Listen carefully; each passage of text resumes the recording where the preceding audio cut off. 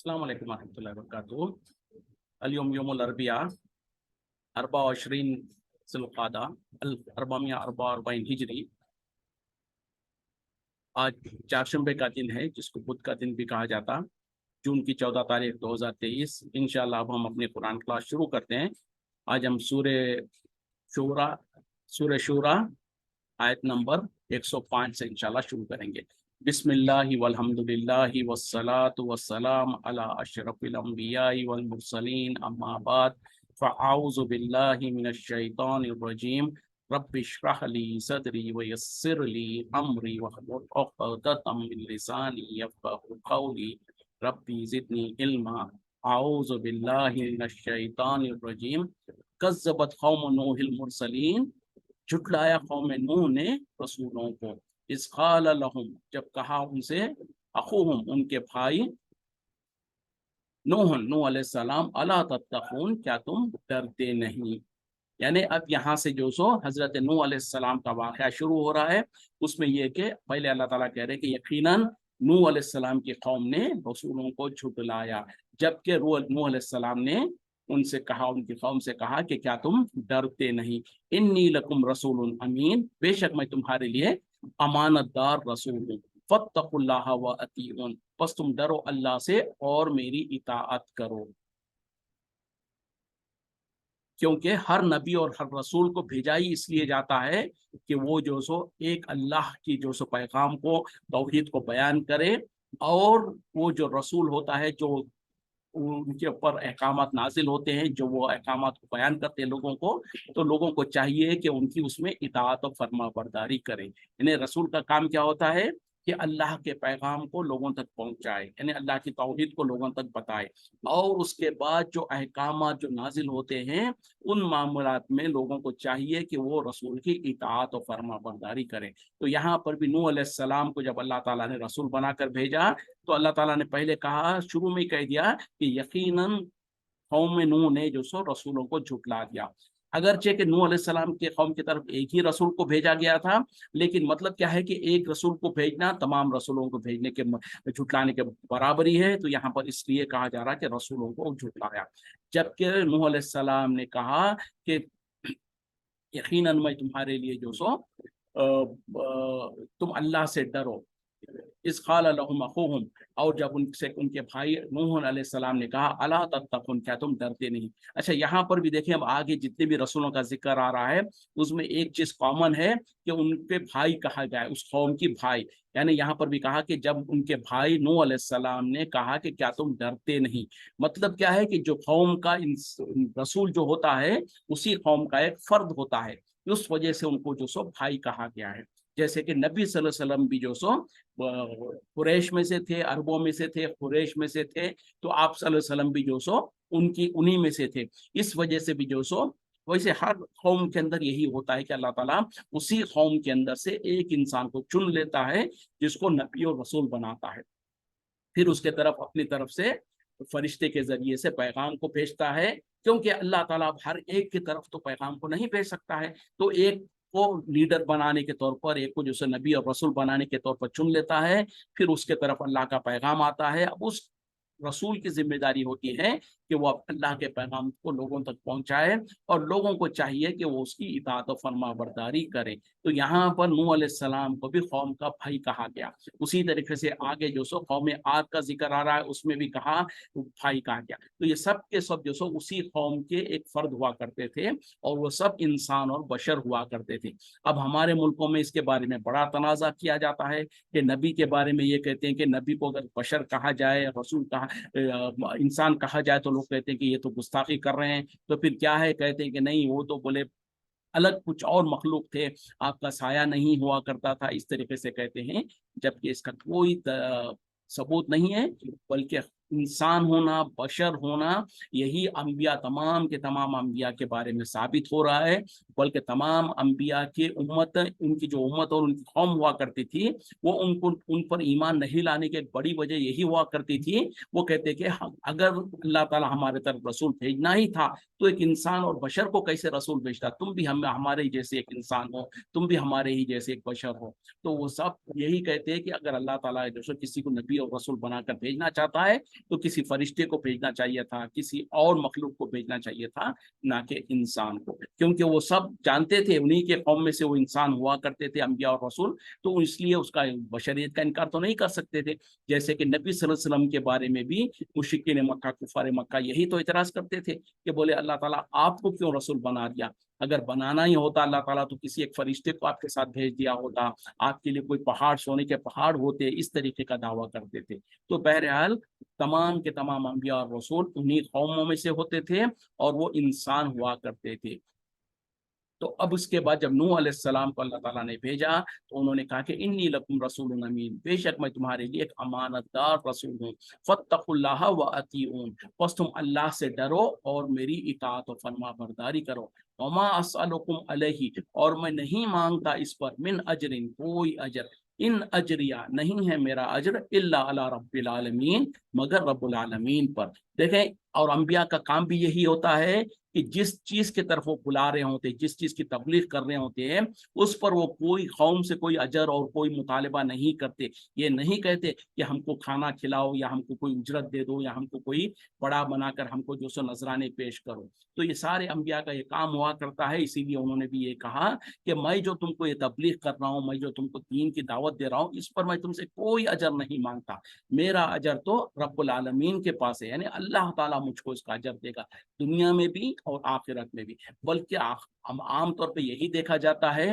جو انبیاء اور رسول ہوتے ہیں ان کو دنیا میں بھی تکلیفیں, بہت زیادہ تکلیفیں اٹھانا پڑتا ہے. اس دین کے خاطر جس دین کو لے کر آتے ہیں اس کی تبلیغ کرنے کے اوپر تو انہیں بہت ساری مصیبتیں اور تکلیفیں اٹھانا پڑتا ہے, اور وہ صبر کا امتحان دیا جاتا ہے ان کا. اس کے بعد جب آخرت میں جب اللہ تعالیٰ حساب کرے گا تو یقیناً ان کو بہت زیادہ اجر دے گا. جتنا انہوں نے تکلیفیں اور مشکلیں برداشت کیا اس کا تمام کا اللہ تعالیٰ اجر دے گا. تو یہاں پر بھی نوح علیہ السلام نے اپنی قوم کو یہ احساس دلایا کہ اے لوگوں, میں تم سے کوئی اجر تو نہیں مانگتا کہ تم اس بارے میں شک کرنے لگو. کیونکہ اکثر کیا ہوتا ہے, جب انسان کوئی اجر مانگتا ہے, کوئی مطالبہ کرتا ہے, تو پھر اپنے لوگوں کو جن سے مطالبہ کر رہا ہے ان کی خواہش کے مطابق کوئی اعمال کرتا ہے یا ان کے خواہش کے مطابق بات کرتا ہے تاکہ ان کو خوش کیا جائے اور ان سے اجر لیا جائے. تو یہاں پر اخلاص کے وجہ سے, اخلاص کی ثبوت دینے کے طور پر نوح علیہ السلام نے کہا کہ بھائی میں تم سے تو کوئی اجر بھی نہیں مانگتا اس معاملے میں, جو کچھ میں کر رہا ہوں, جو کچھ میں تبلیغ کر رہا ہوں, یہ تو اللہ کی رضا کے خاطر کر رہا ہوں. اور رہی بات میرے اجر کی, وہ تو میرے رب کے پاس ہے, وہ مجھ کو بہترین اجر دینے والا ہے. فاتقوا اللہ واطیعون, بس تم تقوی اختیار کرو, ڈرو اللہ سے اور میری اطاعت کرو. انہیں تکرارن دوبارہ کہا جا رہا ہے کیونکہ میں تم سے کوئی اجر بھی نہیں مانگتا, میں تم سے کوئی اس پر دنیا کا کوئی فائدہ اور متاع بھی نہیں مانگتا میں تم سے, اور میرا اجر تو اللہ کے پاس ہے. لہٰذا تم اللہ سے ڈرو اور میری اطاعت کرو. یعنی میں تم سے کوئی دنیا کا غرض کے وجہ سے تم سے یہ بات نہیں کر رہا ہوں, یہ تبلیغ نہیں کر رہا ہوں, یہ تو صرف اللہ کی رضا کے خاطر ہے. لہٰذا تم جو سو اللہ سے ڈرو اور میری اطاعت و فرما برداری کرو. قالوا, وہ کہنے لگے, انومن لکا, کیا ہم ایمان لائے تجھ پر, واتبعاک الارذلون, جبکہ تیری پیروی کرنے والے تو رذیل لوگ ہیں, یعنی کمتر اور غریب اور قسم کے, جن کا کوئی حیثیت نہیں ہے یا جو چھوٹے موٹے کام کرتے ہیں, اس قسم کے لوگ ہیں. تو یعنی جب نوح علیہ السلام نے تکرارن اپنی قوم کو کہا کہ بھائی میں تم سے کوئی اجر بھی نہیں مانگتا, تم میری اطاعت و فرما برداری کرو, اللہ کا تقوی اختیار کرو, تو اب ان کے پاس کوئی اور بہانہ نہیں تھا. اب ایک ظاہری طور پر ایک ہیلا ان کو مل گیا, اور انہوں نے کہا کہ کیا ہم آپ کے اوپر ایمان لے آئے, جبکہ حالت یہ ہے کہ آپ کے اوپر ایمان لانے والے تو پورے کے پورے غریب قسم کے, کمزور قسم کے لوگ ہیں, جن کی جو سو کوئی معاشرے میں کوئی حیثیت نہیں ہے, جو چھوٹے موٹے کام کرتے ہیں, یا غریب ہے, بالکل نادار ہے. جیسے کہ نبی صلی اللہ علیہ وسلم پر ایمان لانے والے سب سے پہلے کون تھے, غلام اور کمزور اور غریب قسم کے لوگ تھے. یہ اکثر ہمیشہ ہی ہوا کرتا ہے کہ حق کو جو سو پہلے غریب لوگ ہی قبول کرتے ہیں. امیر لوگ اور جو وقت کے جو صاحب استطاعت لوگ ہوتے ہیں وہ تو ان کے اپنے فائدوں کو دیکھ رہے ہوتے ہیں, لیکن حق کو جو سو سب سے پہلے غربا اور مساکین ہی قبول کرتے ہیں. جیسے کہ نبی صلی اللہ علیہ وسلم کے اوپر بھی جب اسلام لے آئے تو اکثر لوگ غریب اور فقراء ہی تھے. اس کا مطلب یہ نہیں کہ سارے کے سارے غریب تھے. ابو بکر صدیق رضی اللہ عنہ بہت زیادہ مالدار تھے, عمر رضی اللہ عنہ بہت زیادہ مالدار تھے, لیکن عام طور پر اکثریت وہی تھی. اور مشرکین مکہ بھی جو سو سرداران مکہ جو تھے وہ بھی یہی بہانہ کرتے تھے, کہتے تھے کہ اے محمد صلی اللہ علیہ وسلم, اگر آپ جو سو یہ آپ کے اطراف میں جو لوگ غریب قسم کے جو لوگ ہیں ان کے ساتھ ہم کو بیٹھنے میں تو ہم کو آر محسوس ہوتی ہے, ہم تو بڑے قسم, ہم تو رئیس لوگ ہیں, ہمارے لیے تو ذرا آپ الگ سے ہمارے لیے ایک محفل بنائے, ان لوگوں کو ذرا اپنے سے دور کیجئے تاکہ ہم آپ کی بات کو سنیں. تو اسی طریقے سے یہاں پر بھی نوح علیہ السلام کے قوم نے بھی, جب نوح علیہ السلام نے ان کے سامنے دعوت پیش کیا تو کہا کہ کیا ہم آپ کے اوپر ایمان لے آئے, جبکہ حالت یہ ہے کہ آپ پر ایمان لانے والے وہ لوگ تو کمزور اور بہت ہی چھوٹے موٹے کام کرنے والے یا جن کی حیثیت کوئی نہیں ہے اس قسم کے لوگ ہیں. خالا, انہوں نے کہا, نوح علیہ السلام نے کہا, وما علمی, نہیں ہے مجھے کوئی علم, بما کانوا یعملون, جو کچھ وہ عمل کرتے ہیں مجھ کو تو اس کا کوئی علم نہیں ہے کہ وہ کیا عمل کرتے ہیں یا ان کی کیا حیثیت ہے, اس کا مجھ کو علم نہیں ہے. ان حسابہم, نہیں ہے ان کا حساب, الا علی ربی, سوائے میرے رب کے, لو تشکرون, اگر تم سمجھتے ہو. یعنی نوح علیہ السلام نے کہا کہ میرا اس کے ساتھ کیا تعلق ہے, وہ لوگ کیا کام کرتے ہیں, ان کی کیا حیثیت ہے, اس کا مجھے علم نہیں ہے. اور رہی بات کہ ان کا کیا کاروبار ہے, وہ کیا پیشے سے ہے, اس کا حساب تو میرا رب کرے گا اگر تم سمجھتے ہو. یعنی میرا اس سے کوئی تعلق ہی نہیں ہے, میرے تبلیغ سے اس کا کیا کنیکشن ہے. تو اس طریقے سے نوح علیہ السلام نے ان کو سمجھانے کی کوشش کیا کہ رہی بات کہ بھئی تم جو دعویٰ کرتے ہو کہ یہ کمزور قسم کے لوگ ہیں, تو سب سے پہلے تو مجھ کو یہ اس کا علم نہیں ہے کہ وہ کیا کام کرتے ہیں, ان کا کیا کاروبار ہے, ان کی کیا حیثیت ہے, اس کا علم نہیں ہے. اور ان کا حساب, اگر وہ کوئی غلط کام کرتے ہیں یا کچھ بھی ہے تو اس کا حساب تو اللہ کرے گا, میرا رب کرے گا, اگر تم سمجھتے ہو, اگر تم جانتے ہو. وما انا بطارد المؤمنین, اور نہیں ہوں میں دور کرنے والا مومنوں کو. یعنی صرف تمہارے کہنے کے اوپر جو لوگ مجھ پر ایمان لے آئے میں تو ان کو اپنے سے دور کرنے والا نہیں ہوں. کیوں کہ قوم چاہتی تھی یہی کہ جو سو یہ جو غریب قسم کے جو لوگ ایمان لا چکے ہیں ان کو نوح علیہ السلام اپنے سے ذرا دور کریں تو پھر ہم ان کے قریب جائیں. در حقیقت میں یہ تو ایک ان کا بہانہ تھا. جب نوح علیہ السلام, یعنی بالفرض اگر نوح علیہ السلام ان غریبوں کو اپنے سے دور کر دیں گے, ہوگا کیا, نوح علیہ السلام اکیلے ہو جائیں گے. اس کے بعد یہ لوگ پہلے تو کہیں گے کہ اگر آپ ان کو دور کرو تو ہم آپ کے پاس آئیں گے, لیکن اگر انہوں نے دور کر دیا تو اس کے بعد کہیں گے کچھ اور بہانہ کر لیں گے. کیونکہ جس کو ایمان لانا نہیں ہوتا ہے وہ تو کوئی نہ کوئی ہیلے بہانے کرتے ہی رہتے ہیں. ان کی ایک بات, ایک مطالبہ کو مان لیا جائے تو پھر دوسرا مطالبہ کریں گے, ان کا دوسرا مطالبہ مان لیا جائے تو پھر تیسرا مطالبہ کریں گے. تو اس طریقے کے معاملات کرتے رہیں گے. تو اس کے اوپر نوح علیہ السلام نے پہلے تو لاجیکل جواب دے دیا کہ بھئی ان کا کیا عمل ہے, ان کا کیا پیشہ ہے, اس کا مجھ کو علم نہیں ہے, اور اس کا حساب تو میرا رب کرے گا اگر تم جانتے ہو.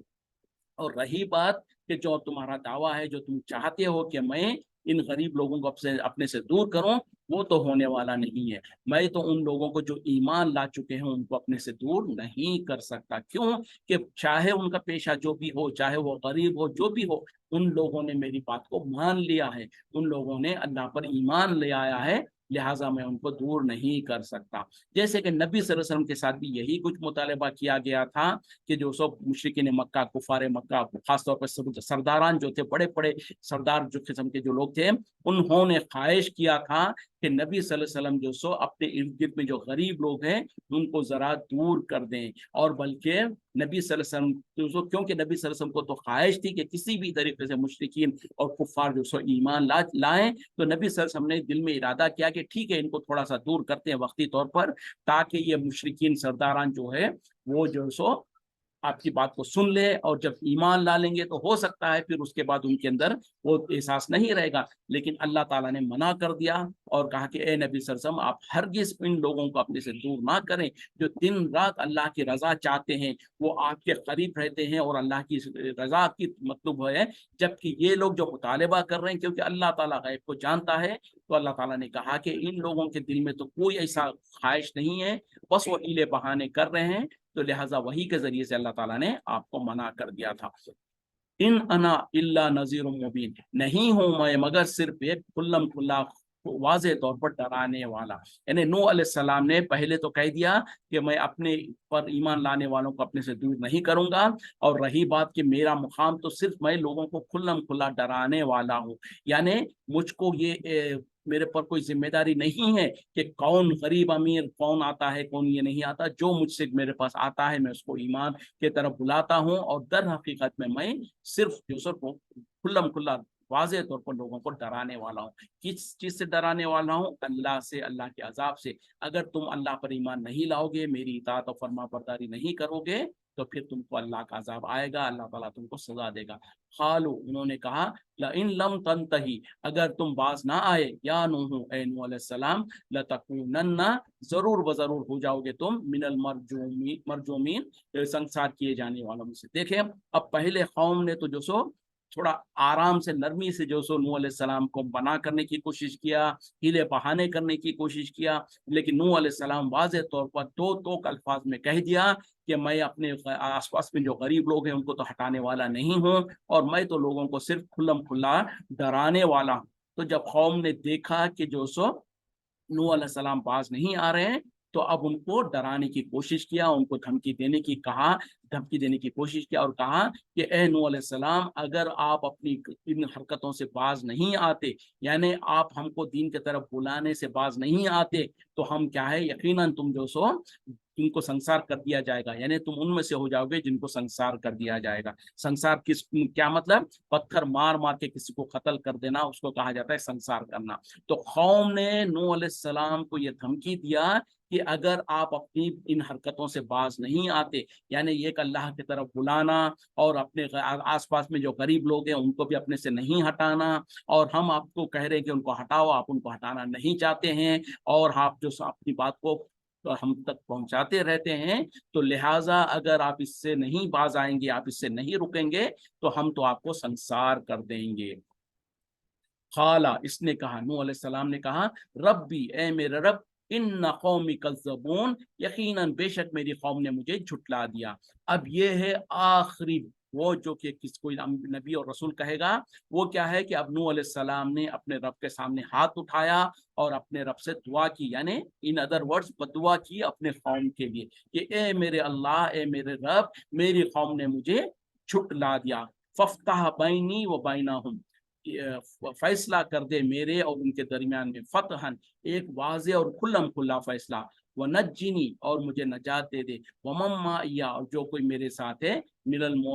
मोमिनीन, मोमिनों में से। यानी अब नूह अलैहिस्सलाम ने देखा कि जो सो मेरी कौम अब बात मानने को तैयार नहीं है, तो नूह अलैहिस्सलाम ने अपने रब से दुआ किया, ए अल्लाह, मेरी कौम ने मुझे झुटला दिया है, बस आप फैसला कर दीजिए मेरे दरमियान और उनके दरमियान में, एक ऐसा वाज़ेह फैसला, और जिसके बाद जो सो मुझे और मेरे साथ जो लोग ईमान ले आए हमको नजात दे दे। अगरचे कि यहाँ पर 3-4 आयतों में, छोटी छोटी आयतों में इसको मुख्तसर बयान कर दिया गया, लेकिन ये कितने महीनों, कितने दिनों, या कितने हफ्तों, या कितने महीनों का वाकया हो सकता है, आप अंदाजा कर सकते हैं कि कितने अरसे के बाद जब नूह अलैहिस्सलाम ने लोगों के अंदर तबलीग किया, उसके बाद जाकर ये बात कही। आप और हम गुमान भी नहीं कर सकते हैं, क्योंकि आजकल तो हमारी उम्रें ही 60-70 70-80 के बाद क्यों कोई जीता नहीं, लेकिन उस जमाने में नूह अलैहिस्सलाम ने जो अपने कौम के अंदर तबलीग किया कुरान के रूह से, वो तो 950 साल है, यानी 950 साल तक, 950 साल तक नूह अलैहिस्सलाम ने अपनी कौम के अंदर तबलीग करते रहे, तब जाके जब लोगों ने उनके ऊपर ईमान लाने से एराज किया और यहाँ तक कि धमकी देना शुरू कर दिया, तब आखिरी में आखिरकार जाकर नूह अलैहिस्सलाम ने अपने रब के सामने हाथ उठाया और कहा कि या अल्लाह, मेरी कौम ने मुझे झुठला दिया है, अब आप फैसला कर दीजिए मेरे दरमियान में और उनके दरमियान में, और मुझे और वो लोग जो मुझ पर ईमान ले आए उनको नजात दे दे। तो ये इतने 950 साल की कोशिश और मेहनत के बाद जाकर آپ نے جو سو اللہ سے یہ دعا مانگی۔ آج ہمارا حال کیا ہوتا ہے، ہم اگر کبھی کسی کے سامنے تبلیغ کرنے لگتے ہیں تو ہم سمجھتے ہیں کہ ہم نے ادھر ان کو بات بتایا اور وہ فوراً ہمارے سامنے سر جھکا دیں اور بات کو مان لیں اور بالکل ہاں ہاں کہنے لگے۔ اگر ایسا کرتے ہیں تو ٹھیک ہے، ایک بار اگر انہوں نے جھٹلا دیا یا ایک بار آپ کو کچھ برا کہہ دیا، اب ہم کہتے کہ نہیں، دوسری بار میں اس کے پاس نہیں جاؤں گا، دوسری بار میں اب اس کے پاس اس سے بات نہیں کروں گا، کیونکہ اس نے تو مجھے جھٹلا دیا ہے، اس نے تو مجھے برا بھلا کہہ دیا ہے۔ جبکہ نوح علیہ السلام کا معاملہ دیکھیں، 950 سال تک انہوں نے تبلیغ کی، کرتے رہے، تھکے نہیں، اور جب آخر کار میں جب دیکھا کہ مجبور ہو گئے اور لوگ دھمکیاں دے رہے ان کے قوم کے لوگ، تب جا کے اللہ سے فیصلے کے لیے دعا مانگا۔ یعنی اب جو سو نوح علیہ السلام بے بس ہو گئے اور ان کا ہی صبر ٹوٹنے لگا، اس وقت میں انہوں نے اللہ سے دعا مانگی۔ اور اسی طریقے سے جب بھی کوئی رسول جب اللہ سے دعا مانگتا ہے، اس کا مطلب یہی ہوتا ہے کہ وہ اللہ سے بددعا کر رہا ہے اپنی قوم کے بارے میں۔ اب اس کے بعد پھر اللہ تعالیٰ اپنا فیصلہ کرتا ہے اور اس قوم کے جو لوگ ایمان نہیں لے آئے تھے ان کو تباہ و برباد کر دیتا ہے، اور وہ نبی اور رسول اور ان کے ساتھ جو ان کے اوپر ایمان لائے ان تمام کو بچا لیتا ہے۔ جیسے کہ یہاں پر بھی نوح علیہ السلام کے بارے میں اللہ تعالیٰ آگے کہہ رہے ہیں، فنجیناہ، بس ہم نے اسے نجات دے دیا، ومن معہ، جو ان کے ساتھ تھے، فی الفلک المشحون، بھری ہوئی کشتی میں۔ اب ایک ہی آیت میں اللہ تعالیٰ یہاں پر مختصر کہہ دے رہے ہیں کہ پھر بس ہم نے انہیں نجات دے دیا، انہیں بھی اور ان کے ساتھ جو لوگ بھری ہوئی کشتی میں سوار تھے۔ اب یہ کون تھے، کتنے تھے؟ جیسے کہ تفسیر وغیرہ میں آتا ہے کہ 950 سال تک محنت کرنے کے بعد بھی نوح علیہ السلام پر جو لوگ ایمان لے آئے وہ تقریباً 70 یا 80 تھے، اس سے زیادہ نہیں تھے۔ اور جیسے کہ ہم نے اس کی تفصیلات پڑھ چکے ہیں، جب نوح علیہ السلام نے اللہ سے دعا مانگی تو اللہ تعالیٰ نے پھر نوح علیہ السلام کو حکم دیا کہ ٹھیک ہے، اب آپ میرے آنکھوں کے سامنے ایک کشتی کو سب بنائیے، اور اس کشتی کے اندر جب کشتی تیار ہو جائے تو اس میں وہ لوگ جو آپ پر ایمان لے آئے وہ لوگ اور آپ سب سوار ہو جائیں، اور یہاں تک کہ چرند اور پرند اور جانور وغیرہ جو ضرورت کی جانور وغیرہ ہے ان تمام کے جوڑوں کو جو سو آپ کشتی میں سوار کر لیجئے۔ اور جو اللہ تعالیٰ نے اندر تفصیل سے اس کو بیان کیا، اس طریقے سے جب نوح علیہ السلام نے کر لیا، یہاں تک کہ جب نوح علیہ السلام کا ایک بیٹا جو ایمان نہیں لایا تھا وہ جو سو کشتی میں سوار نہیں ہوا تھا، اس وقت میں نوح علیہ السلام نے اپنے بیٹے سے کہا، اے میرے بیٹے، آج جو سو اللہ کا طوفان آنے والا ہے، سارے کے سارے لوگ غرق ہو جائیں گے، تو ہمارے ساتھ کشتی میں سوار ہو جا۔ تو بیٹا چونکہ ایمان نہیں لایا تھا، اس نے کہا کہ میں تو یہ جودی پہاڑی کے اوپر چڑھ جاؤں گا، وہ مجھے بچا لے گی۔ تو اس وقت میں ابھی نوح علیہ السلام اپنے بیٹے سے بات ہی کر رہے تھے اور اس کو مشورہ دے ہی رہے تھے، تو دیکھتے ہی دیکھتے ان کی آنکھوں کے سامنے ایک طوفان کا ایک زور کی لہر آئی اور وہ ڈوب گیا، اور اللہ تعالیٰ جو سو اس کو غرق کر دیا۔ باپ کی آنکھوں کے سامنے، جو کہ باپ جو سو وقت کے رسول ہے، اس کے باوجود بھی اللہ تعالیٰ نے اپن کے نوح علیہ السلام کے بیٹے کو غرق کر دیا۔ اور اس وقت میں نوح علیہ السلام بے ساختہ طور پر اللہ سے گزارش کیا، یا اللہ یہ تو میرا بیٹا ہے اور آپ نے تو وعدہ کیا تھا کہ میرے خاندان کو بچا لیں گے۔ تو اس وقت میں اللہ تعالیٰ بہت ناراض ہوئے اور کہا کہ اے نوح، خبردار آپ میرے بارے میں مجھ سے اس کے بارے میں سوال نہ کریں جو ایمان پر نہیں ہے، اور مجھ سے ایسی بات نہ کریں جو کہ آپ کہیں ایسا نہ ہو کہ آپ جاہلوں میں سے ہو جائیں۔ تو اس وقت میں نوح علیہ السلام نے پھر رجوع کیا اور اللہ سے معافی مانگی۔ تو پتہ کیا چلا کہ جب نوح علیہ السلام جب اللہ سے دعا مانگے تو اللہ تعالیٰ نے حکم دیا، اور یہاں پر کہا جا رہا ہے کہ ہم نے انہیں اور ان کے ساتھ جو ایمان لائے تھے ان تمام کو بچا لیا جو کہ کشتی میں سوار تھے۔ ثم اغرقنا، پھر ہم نے غرق کر دیا، بعد الباقین، اس کے بعد باقیوں کو، یعنی جن لوگوں کو بچانا تھا ان کو تو ہم نے بچا لیا، اس کے بعد جو باقی رہ گئے تھے ان تمام کو غرق کر دیا۔ کیسے غرق کیا؟ جیسے کہ میں نے ابھی تھوڑی دیر پہلے جیسے بتایا کہ زور کا طوفان آیا اور اللہ تعالیٰ نے جو سو آسمان کو حکم دیا بارش برسانے کے لیے، زمین کو حکم دیا کہ وہ زمین پورا کا پورا اپنا پانی کو ابل دے۔ تو اس طریقے سے جو سو بہت بڑا طوفان آیا جس میں باقی کے تمام لوگ ہلاک و برباد ہو گئے، سوائے ان لوگوں کے جو نوح علیہ السلام کے ساتھ کشتی میں سوار تھے۔ ان فی ذالک لآیۃ، بے شک اس میں ایک نشانی ہے، وما کان اکثرہم، اور نہیں تھے ان میں سے اکثر مومنین، ایمان لے آنے والے۔ یعنی اب یہ نوح علیہ السلام کا جو پورا کا پورا واقعہ ہے، یقیناً اس میں بہت بڑی نشانی ہے، عبرت ہے، اور یہ کہ ان میں سے اکثر لوگ ایمان لانے والے نہیں تھے۔ اکثر جب کہا جاتا ہے تو پوروں کے پریس یہ ہوتا ہے جن کو ڈبا دیا گیا ان میں سے کوئی بھی ایمان لانے والا نہیں تھا۔ تو یہ ہے اللہ تعالیٰ نے جو سو چھوٹا سا مختصر چند آیتوں میں نوح علیہ السلام کا واقعہ کو بیان کیا ہے۔ ان رب کا، بے شک آپ کا رب، لہو العزیز الرحیم، وہ بہت زیادہ غالب اور نہایت مہربان ہے۔ یعنی اس تمام واقعے میں اللہ تعالیٰ نے کہا کہ اس میں ایک بہت بڑی عبرت ہے، نشانی ہے،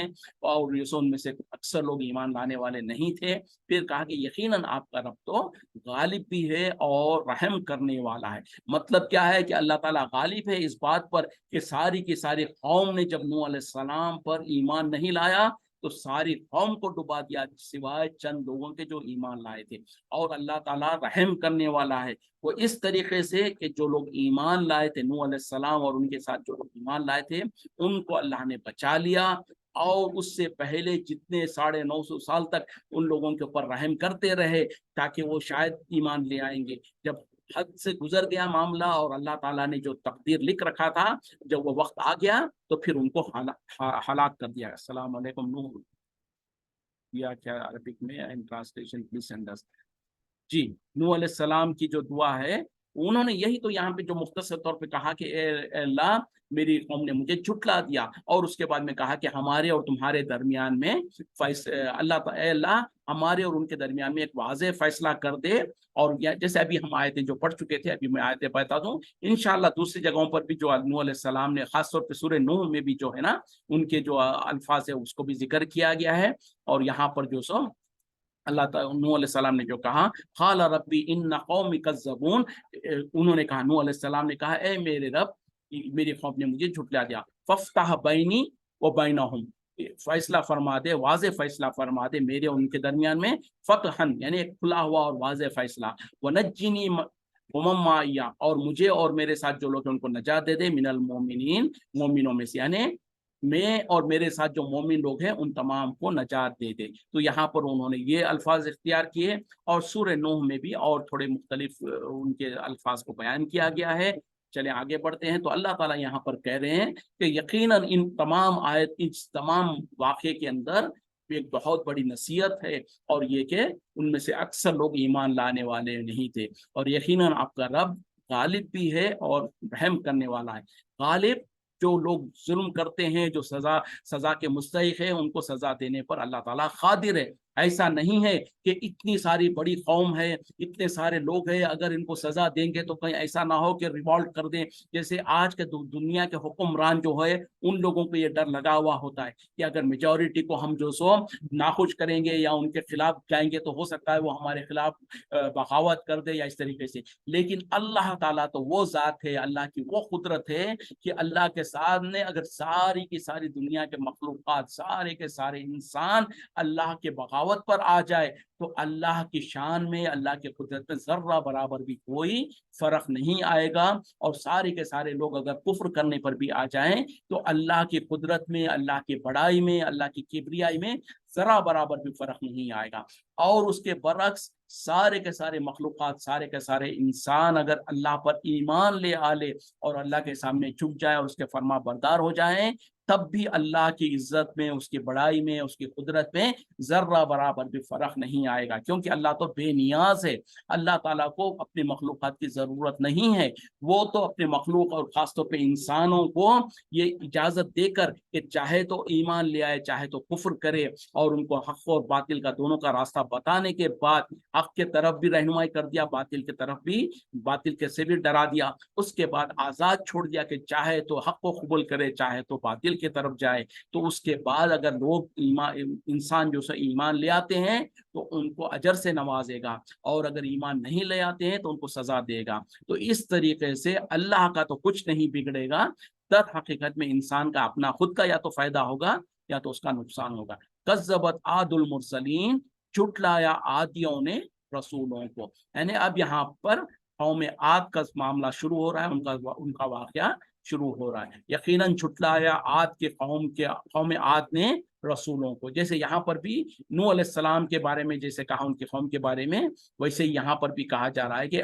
قوم عاد نے جو سو رسولوں کو جھٹلایا۔ اس قال لہم، جب کہا ان سے اخوہم हूदन, उनके भाई हूद ने, अला तत्तकून, क्या तुम नहीं डरते। यानी यहाँ पर भी हूद अलैहिस्सलाम को उनका भाई कहा कौम का, क्यों? ये हूद अलैहिस्सलाम भी उसी कौम में से थे, एक इंसान थे, उन्हीं उसी कौम में से थे, लिहाजा उनका भाई कहा गया है। इन्नी लकुम रसूलुन अमीन, बेशक मैं तुम्हारे लिए एक अमानतदार रसूल हूँ। यानी जब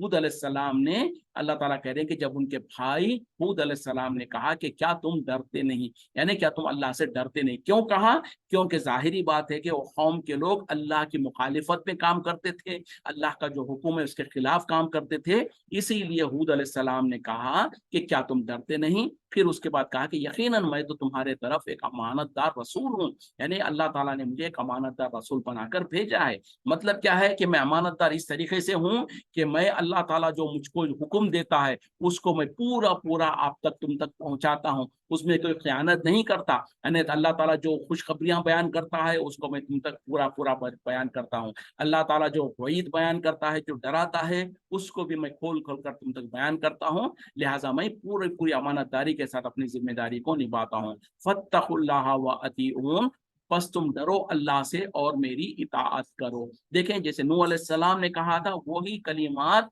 हजरत हूद अलैहिस्सलाम ने भी कहा कि तुम अल्लाह से डरो, फत्तखु यानी तकवा इख्तियार करो अल्लाह का, और मेरी इताअत और फरमाबरदारी करो। अल्लाह का तकवा इख्तियार करो, वो यही है कि अल्लाह से डरते हुए जो अल्लाह ताला अहकामात बयान किया है, जो तुमको हुक्म दे रहा है, उस पर अमल ले आओ, अमल करो, और उसके ऊपर जो सो, और उसके साथ साथ मैं जो अमल करके तुमको दिखाता हूँ, तो उसमें मेरी पैरवी करो। तो हर नबी और रसूल अपनी कौम की तरफ भेजा ही इसलिए जाता है ताकि वो जो अहकामात बयान करे उस पर अमल किया जाए, और उनके नक्शे कदम पर जिस तरीके से वो कहते हैं उसके ऊपर अमल किया जाए, यानी उनकी इताअत पर पैरवी की जाए। वमा अस्अलुकुम अलैहि, और मैं नहीं मांगता तुमसे, मिन अजरिन, कोई अजर, इन अजरिया, नहीं है मेरा अजर, इल्ला अला रब्बिल आलमीन, मगर रब्बिल आलमीन पर। जैसे कि नूह अलैहिस्सलाम ने कहा, वही बात हजरत हूद अलैहिस्सलाम ने भी कहा, ऐ लोगो, मैं तुमसे कोई अजर नहीं मांगता, यानी मैं जो दीन की तबलीग कर रहा हूँ, जो तुमको दीन की तरफ बुलाता हूँ, अल्लाह की तरफ बुलाता हूँ, और जो अल्लाह की नाफरमानी से तुमको रोकता हूँ, तो इसमें मैं तुमसे कोई अजर नहीं तलब करता, कोई दुनिया का फायदा मैं तलब नहीं करता। मेरा अजर तो रब्बुल आलमीन के पास है, यानी वो मुझे अजर देगा, मुझे तुम लोगों से कोई अजर की उम्मीद नहीं है, ना मैं तुमसे कोई अजर मांगता हूँ। अतब अतबनूना, क्या तुम बनाते हो, बिकुल्लि रेहिन, हर बुलंद मकाम पर, हर बुलंद जगह पर, आयतन, एक निशानी, ताबसून, खेल कूद के तौर पर, यानी बेकारी के, क्या तुम लोग जो सो ऊंचे ऊंचे टीलों पर, ऊंचे ऊंचे पहाड़ों पर, या जो सो इस तरीके के बुलंद मुकामात पर तुम कोई इमारत या कोई ऐसी निशानियां बनाते हो, बिना किसी फायदे के, बिना किसी मकसद के, यानी खेल कूद के तौर पर, यानी फजूल में।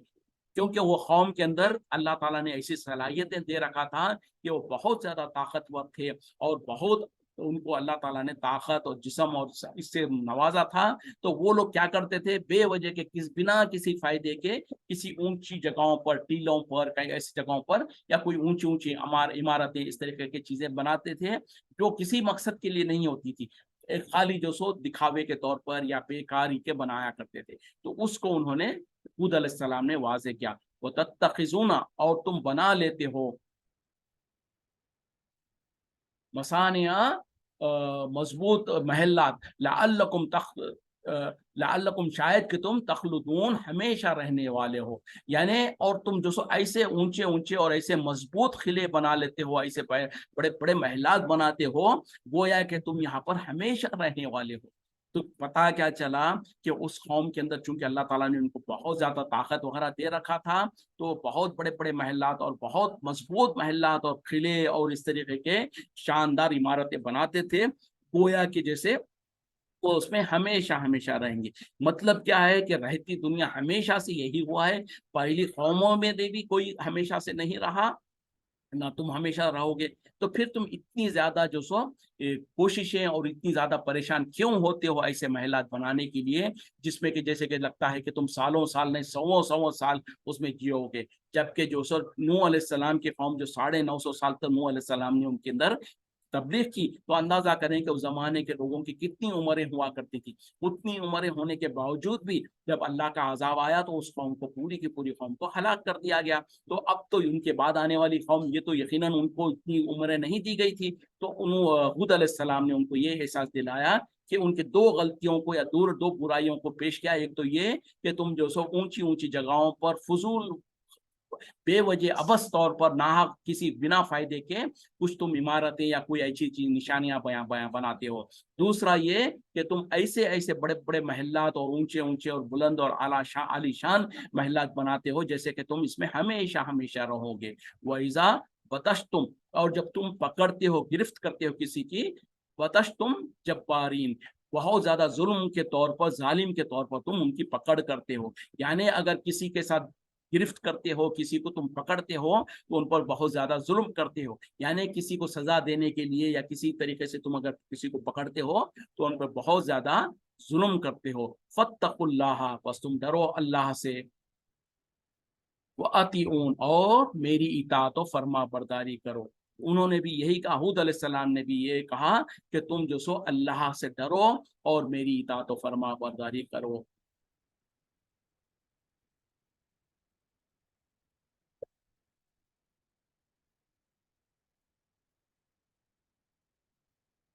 चलें अभी आगे की आयतें जो सब हम अगली क्लास में पढ़ेंगे, इसी पे इक्तिफा करते हैं। वाखिरु दावाना अनिल हम्दुलिल्लाहि रब्बिल आलमीन। सुब्हानका अल्लाहुम्मा बिहम्दिका अशहदु अन ला इलाहा इल्ला अंता अस्तगफिरुका व अतूबु इलैक। अस्सलामु अलैकुम व रहमतुल्लाहि व बरकातुहू।